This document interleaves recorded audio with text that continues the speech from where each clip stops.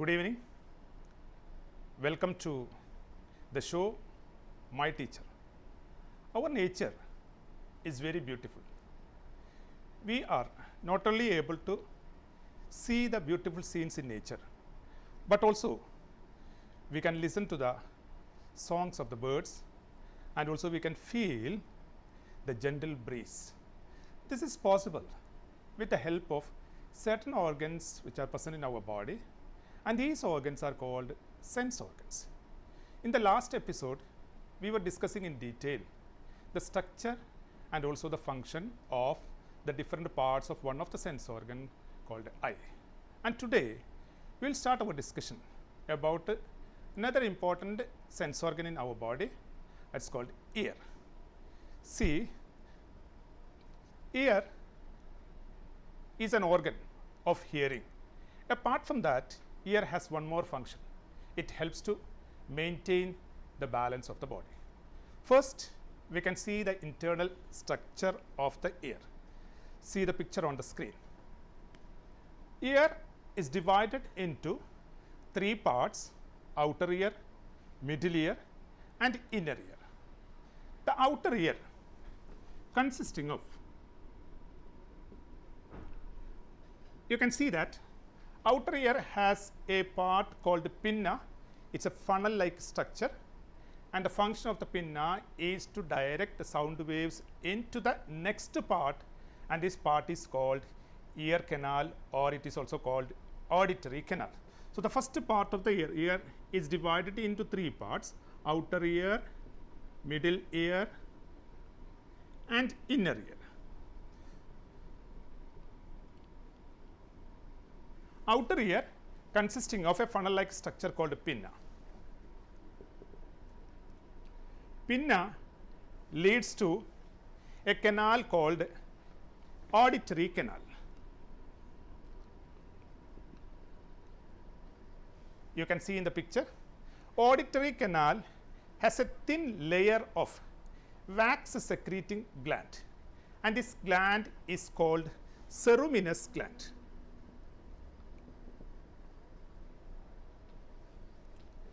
The ceruminous gland secrete a waxy substance, and this waxy substance is called cerumen.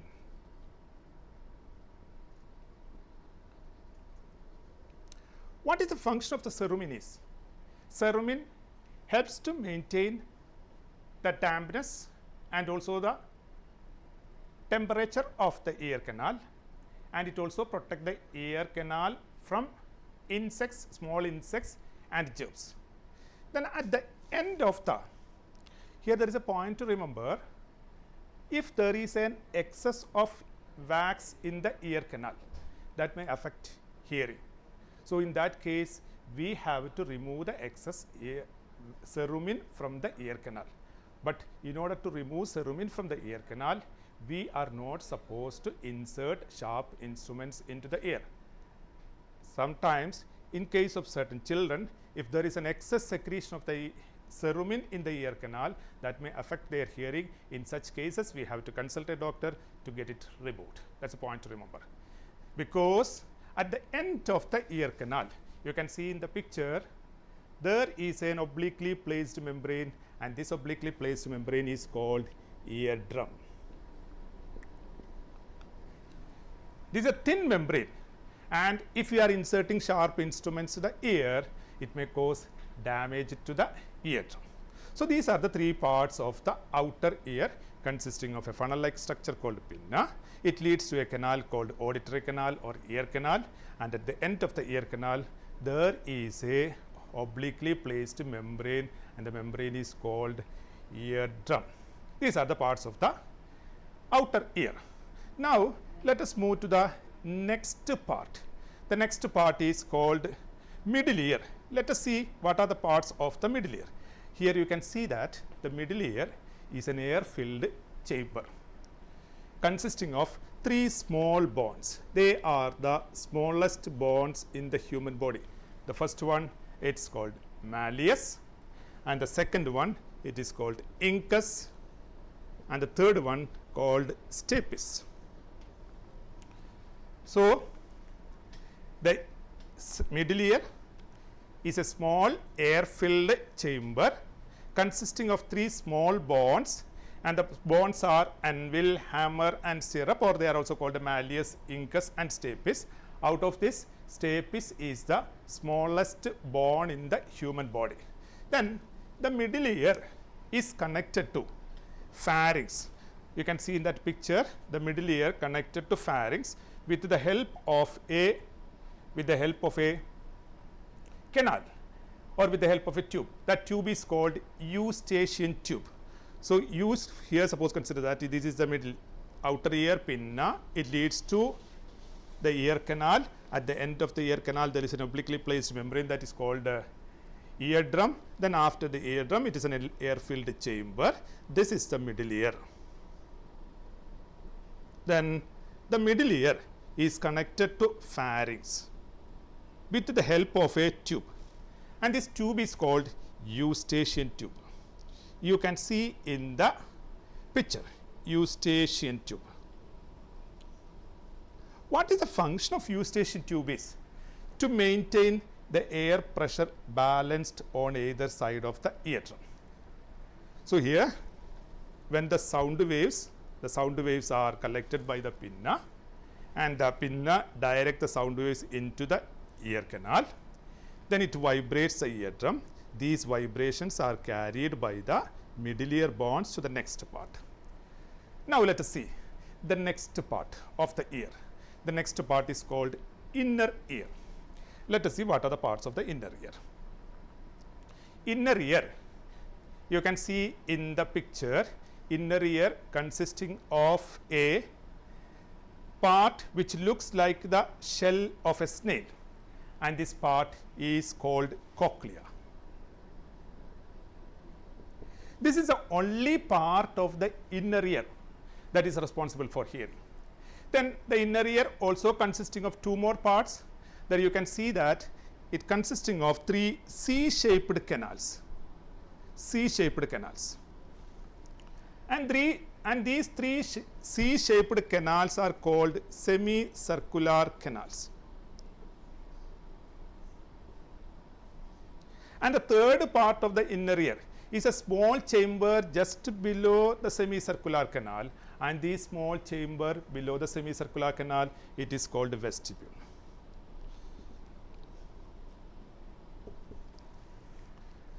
So once again, let us have a quick revision of the different parts of the ear. Ear can be divided into three parts: outer ear, middle ear, and inner ear. Outer ear consisting of pinna. Then pinna leads to a canal called auditory canal. Then at the end of the auditory canal there is an obliquely placed membrane called eardrum. These are the parts of the outer ear. Then the next part of the ear is the middle ear. Middle ear consisting of three small bones which are the smallest bones in the human body: malleus, incus, and stapes. Then the middle ear is connected to the pharynx in order to maintain the air pressure balance on either side of the eardrum, and this part which maintain the air pressure balance on the ear on both sides of the eardrum, this is called the eustachian tube. Then it's another point to tell you here is, when we are suffering from fever, there is an excess secretion of mucus in the nasal cavity. Some of this mucus enters into the eustachian tube and block the eustachian tube. Once the eustachian tube is blocked, then we feel pain in the ear. So at a point when we are suffering from cold, we feel pain in the ear. It is just because the eustachian tube which connect middle ear with the pharynx is blocked by the excess deposition of the mucus.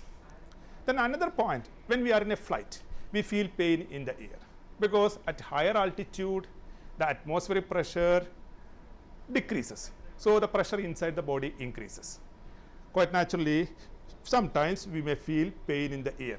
So what we will do is, we will plug a cotton swab into the ear.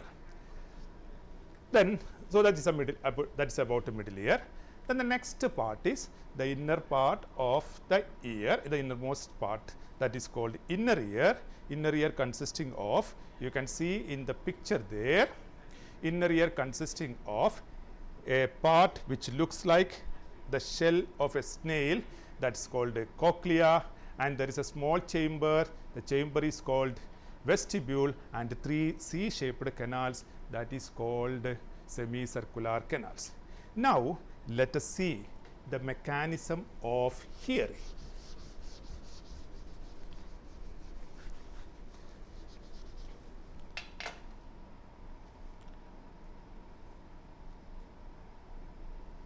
Look at the picture. Here you can see the different parts of the ear. So, let us see the mechanism of hearing.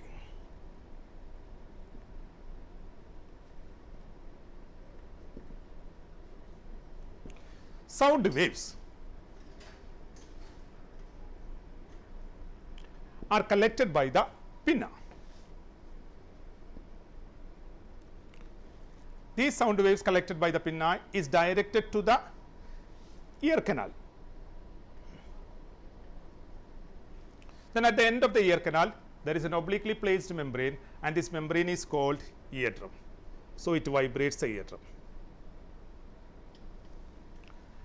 The vibrations of the eardrum is carried by the middle ear bones. Middle ear bones. The last middle ear bone, it is called stapes, is in contact with the part of the inner ear called cochlea with the help of a small opening, that is called oval window. Stapes is in contact with the cochlea with the help of a small opening called oval window. Then when the sound waves carried by the ear canal vibrate the eardrum, these vibrations of the eardrum is carried by the middle ear bones. The last middle ear bone stapes is in contact with the cochlea with the help of a tube, with the help of an opening, that is called oval window. Then it vibrates the fluid inside the cochlea, and the fluid inside the cochlea is called endolymph.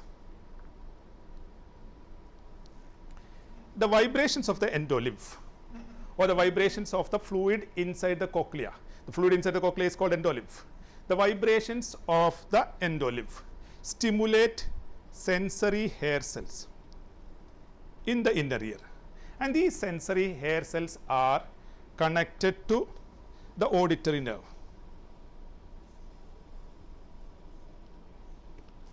Auditory nerve carry these stimulations to the hearing center of the brain,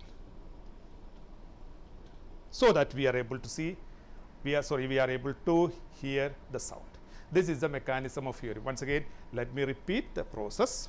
Sound waves collected by the pinna directed to the ear canal vibrates the eardrum. The vibration of the eardrum is carried by the middle ear bones. The last middle ear bone, that is called stapes, is in contact with the cochlea with the help of a small opening, and this opening is called oval window. Then it vibrates, the sound waves vibrates the fluid inside the cochlea, that fluid is called endolymph. This vibration is vibration of the endolymph stimulate the sensory hair cells, and the sensory hair cells get stimulated. This stimulus, it is carried by the auditory nerve to the hearing center of the cerebrum, so that we are able to see, we are able to hear the sound. Now, based on what we discussed, we can see a question. Look at the screen. You can see the internal structure of the ear. So, the question will be like this: copy the diagram in your answer booklet. After copying this diagram, you have to label the parts. See, I think you are ready with your pen to label those parts. First one, the smallest bone in the human body. Let us see what is the answer. It is stapes. Now, let us proceed to the next question. The part of the middle ear which maintains the air pressure. Let us see what is the answer of this question. It is eustachian tube. Now, see the next question. Which part direct the sound waves into the inner ear? That's a question.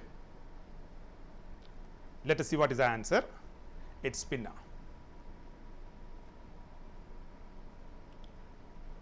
Now, see the next question. A membrane present at the end of the ear canal. Let us see what is the answer of this question. It is eardrum.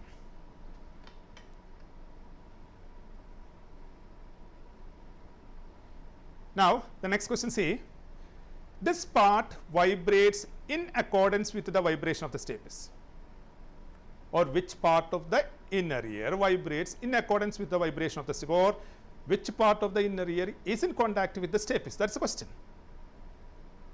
Answer, it is oval window. It's a small opening of the cochlea. Now, the next question, see, the part of the inner ear concerned with hearing. Let us see what is the answer of this question. It is cochlea. So, this is a question which is expected for the examination. Now, see the next question. In the picture, you can see a part of a ear. So, the question is, identify the figure. I think you got the answer. The part which is shown in the picture, or which you can see on the screen, is the parts of inner ear. Then see the next question. Identify the parts A and B. While explaining the parts of the inner ear, I already told you that inner ear has three parts. One is three C-shaped canals, and the next one is the part which looks like the shell of a snail. So, A is a C-shaped canal, and the C-shaped canal is known as semicircular canal, and the part which looks like the shell of a snail, it's only part of the inner ear that is concerned with hearing, and this part is called cochlea. Now, where is the ampulla located? You can see that at the end of the semicircular canal, or that means just below the part marked as A, there is a small swelling, and this swelling is one end of the semicircular canal, and this end of the semicircular canal is called ampulla. Ampulla. The swollen end of the semicircular canal is called ampulla. Now, see the next question. This is regarding the sensation of hearing. You can see on the screen certain parts of the ear which is involved in the process of hearing, and certain parts is blank. So, the question is to complete that flow diagram. It starts with it's already explained to you. It starts with the sound waves. First part, it's pinna. After the pinna, the next part, I think you are sitting with your pen and completing the answer.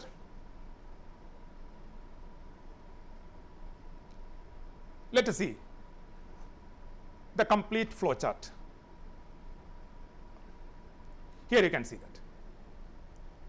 This is the flow chart explaining the mechanism of hearing. The sound waves strike the pinna, pinna leads to ear canal, then ear canal vibrates, the sound waves vibrate the eardrum, the vibrations of the eardrum is carried by the middle ear bones. The last middle ear bone that already told you, stapes, is in contact with a small opening which opens into the cochlea, and this small opening is called oval window. Oval window, through the oval window, the sound waves vibrate the fluid inside the cochlea. The fluid inside the cochlea is called endolymph. Then it stimulates the sensory hair cells. These sensory hair cells stimulate the auditory nerve. Auditory nerve carry the impulses to the hearing center of the brain, so that we are able to listen to the sound. Now, the second important function of the ear. Ear not only an organ for hearing, but it helps to maintain the balance of the body. Let us see how the ear maintains the balance of the body. While explaining the parts of the inner ear, it's already mentioned that inner ear consisting of 3 parts. Out of the 3 parts of the inner ear, only one part of the inner ear is responsible for hearing. That is the part which looks like a spiral organ called cochlea. But the other 2 parts, you can see in the screen, there are 3 C-shaped canals, and these 3 C-shaped canals are called semicircular canals. And these semicircular canals joins where there is a small tube that is called vestibule, or a small chamber called vestibule. Vestibule consisting of 2 parts, utricle and saccule. These 2 parts of the inner ear, semicircular canal, there are 3 semicircular canals, and vestibule. These are the 2 parts of the inner ear which are not responsible for hearing. And these 2 parts, vestibule is again divided into utricle and saccule. These parts of the inner ear are responsible for maintaining the balance of the body. Let us see, just look on the screen.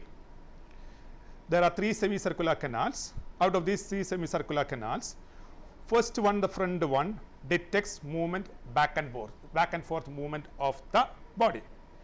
Then the second one detects sideways movement, and the third one detects left and right turns.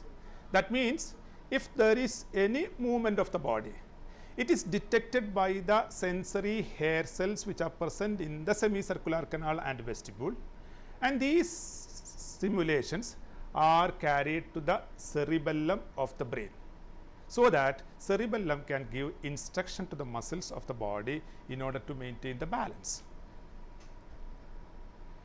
Now, based on this, we can have a question. Some statements regarding the equilibrium and balance of the body have been given. Write in the correct sequence. That is a question. I will read the statements given. Receptors are stimulated, creates movement in the endolymph of semicircular canals and vestibule, impulse reach cerebellum through the auditory nerves, movement of the head and other parts of the body, coordinates the muscular activities and maintains the equilibrium of the body. These are the statements given. The question is, you have to write the statements in the correct order. Let us see the correct answer. See, the first one is movement of the head and other parts of the body.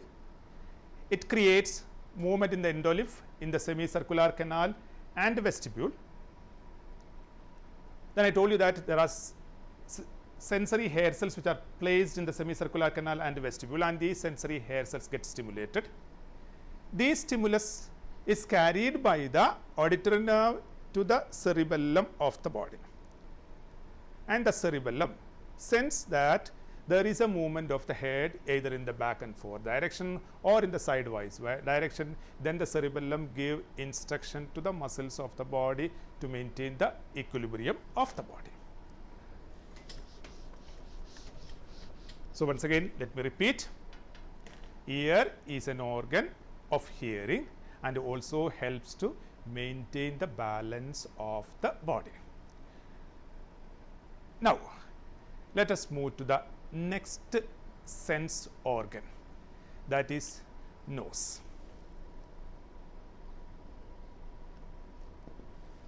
You can see in the screen the diagram. This is responsible for detecting the smell. Look at the screen.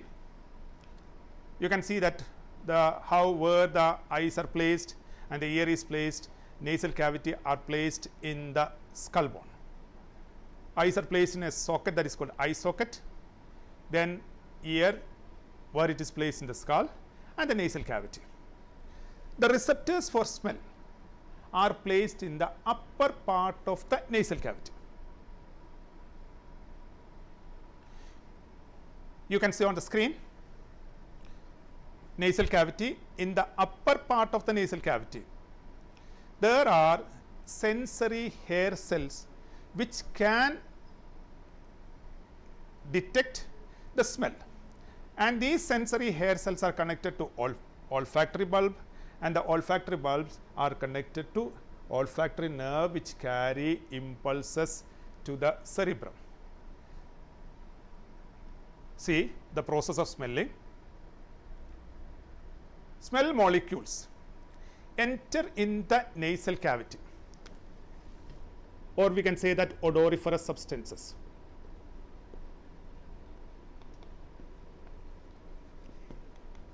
enter the nasal cavity.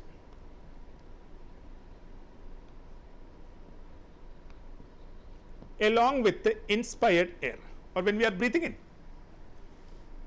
along with the inspired air, the odoriferous substance or smell molecules enter in the nasal cavity, and these molecules dissolve in a fluid which is present in the nasal cavity, that is called mucus. There is a thin layer of mucus secreting gland in the upper part of the nasal cavity. The odoriferous substances dissolve in the mucus. Once they dissolve in the mucus, they stimulate olfactory receptors. Olfactory receptors. And olfactory receptors stimulate the olfactory nerve. Olfactory nerve carry the impulses to the cerebrum, so that we are able to recognize the smell. Cerebrum. We will continue the class after a